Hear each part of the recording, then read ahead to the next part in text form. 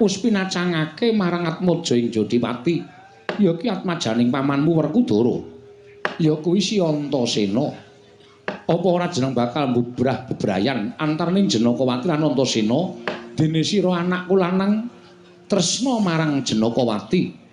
Setyaka ngreksa marang kalendraning pun Rama, ngreksa marang jejering pun Rama sarta drajating nata ing Darawati.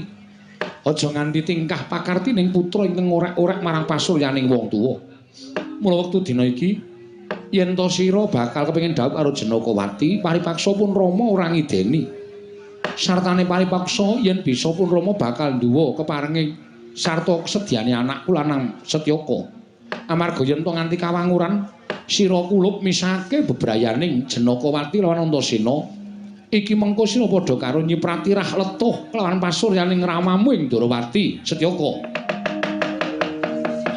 manggahang guru sumbar lindhu bumi, lindhu bumi konjeng kumalu do kundur gato.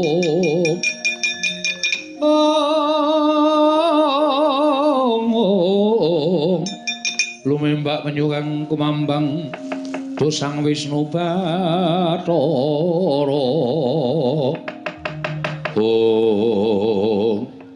Lunamit pasang Kalimantabit tinebina ing ladune dumawaing tawang tuwak Rama. Kula ingkang putra pun setija Bamanara Kasura ingkang munjuk ngersa paduka Kanjeng Rama. Setida darbi atur apa? Ngemuti bilih ingkang putra kadang kula Isyaka menika putra paduka piyambak. Monggo nyatanipun Setyaka menika sampun kepengin sanget lan kumacelu dipun ladosi inggih menika Yayi Janakawati. Lajeng wonten pundi purukipun kadang kula pun Setyaka sampun boten wonten ingkang dipun toleh malih kejawi namung paduka Kanjeng Rama Prabu Darawati. Mugi sakmangke anggenakna pangwaos paduka kula kinten Paman Arjuna boten badhe wantun handhuwa dhateng parang paduka. Menawi jengandika Kanjeng Rama Prabu menika kepareng amisahaken pepacanganipun Janakawati lan Antasena, kula kinten boten badhe kawratan Paman Janaka maringaken ingkang putra inggih menika pun Yayi Janakawati tinampi dening kadang kula pun Setyaka. Duh Rama Prabu, menapa boten naminipun saru dinuling atasipun kadang kula Setyaka menika putra paduka, putra Narendragung Binathara. Ing atasipun namung badhe kepengin dhawuh kaliyan satunggiling wanita kemawon toko paduka boten nayogyani miwah paduka boten angrojongi dhateng menapa ing dados gegayuhanipun kadang kula. Menapa inggih namung semanten kekiyatanipun Nalindra Darawati. Jebul pinanggihipun paduka menika satunggiling Nalindra ingkang boten tresna dhateng kulawarganipun. Ketitik atmajanipun piyambak badhe kepengin dhawuh kaliyan pun Yayi Janakawati teka paduka malah sajak ngawrataken dhateng pun Antasena.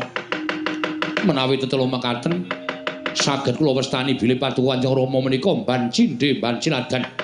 Menawi para Pandhawa tansah paduka mban cindhe nanging menawi para putra kulawarga tansah dipun mban ciladan. Menika namanipun paduka Rama Prabu menika madhep dados tiyang sepuh ingkang boten adil dhateng kulawarganipun Kanjeng Rama.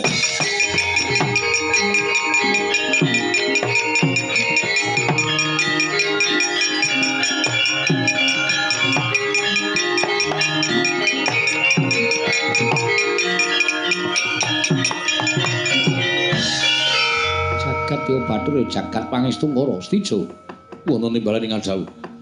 Sewu-sewu kalepatanipun ingkang putra Tadawadana dene kula wantunku molancang matur ing kados mekaten. Ora apa-apa, ora apa-apa. Malah semune kowe narbuka marang paninganing wong atuwamu ya to. Dosa apa ingkang bakal ndak sandang ana tembungan anak polah bapa kudu kepradah. Monggo Setyaka duwe gayuhan dhawuh lawan Janakawati. Yen to pancen kaya mengkono setija, pun Rama ora bakal kabotan. Pancen kudu aku ndhawuhake atmajaku, yen to kateman aku ora bisa ndhawuhake atmajaku doh nyono crak nyono padha mestani. Yen to Ratu Ndarawati iki ora sembada minangka dadi wong tuwa. Lah rak ngaten Rama, wah marem raos sing manah kula.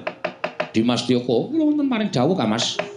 Kanjeng Rama wis paring dawuh bakal sembada mujudake apa gayuhaning Siadi. Waduh, ngaturaken panuwun ingkang tanpa pepindhan. Rama Prabu dene paduka sampun nglulusaken menawi dados pamothaipun ingkang putra. Dandana cara pinanganten Setyaka.